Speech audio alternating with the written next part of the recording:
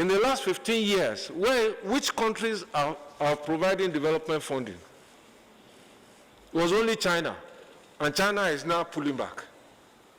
All the other economies, America is sitting on 23 trillion naira, $23 trillion debt.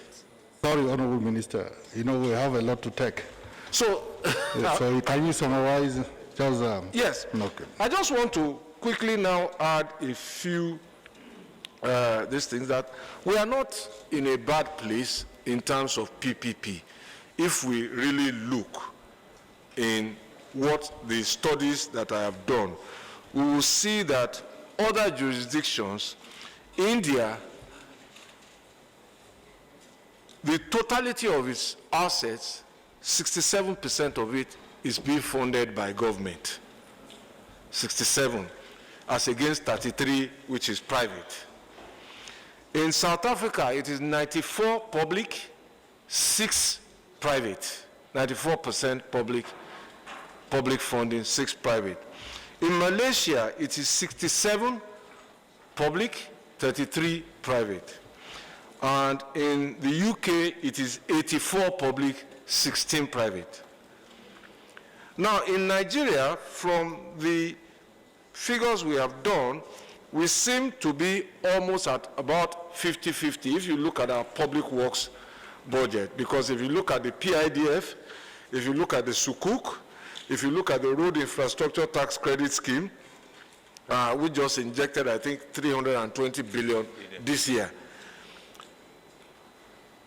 as a ratio of public expenditure to what is in the budget, which was about 300 billion alone.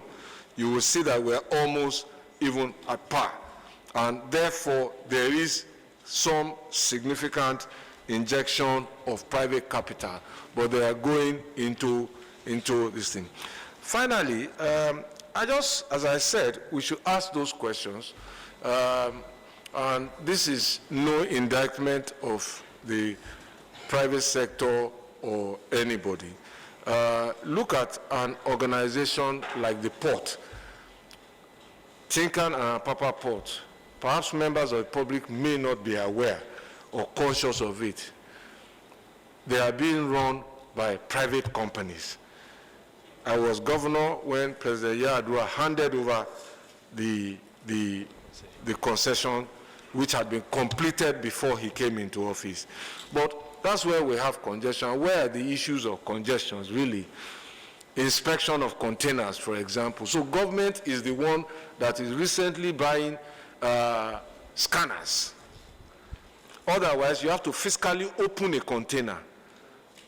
So 16 of 15, how many years, 2006 to now? 15 years after that concession, why are there no scanners? So those are some of the things. Why has that's why I say if we did an audit and went to look back, it may help us. I've looked at the schedule of the list of privatized companies and assets, and some of them have literally disappeared from operation.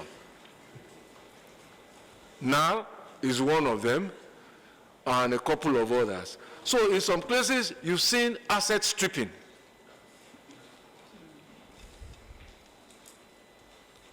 Outright stripping.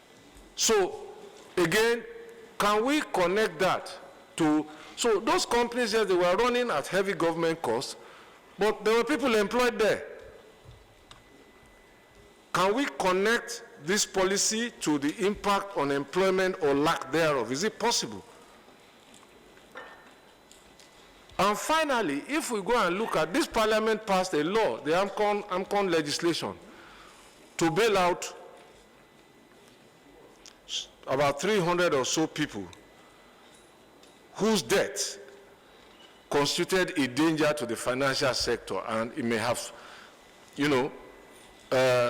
spun on as a virus to other sectors of the economy. Essentially, it was government buying the debt. If we do the audit that I am urging, is there any one of those people who went to bail out who bought an asset? And have we inadvertently bought back the asset we supposedly sold? So there's a lot to take in, Mr. Chairman. I understand you are pressed for time, and I thank you very much for the indulgence, but those are things I think you should consider as you make this law. Thank you, Honorable Minister.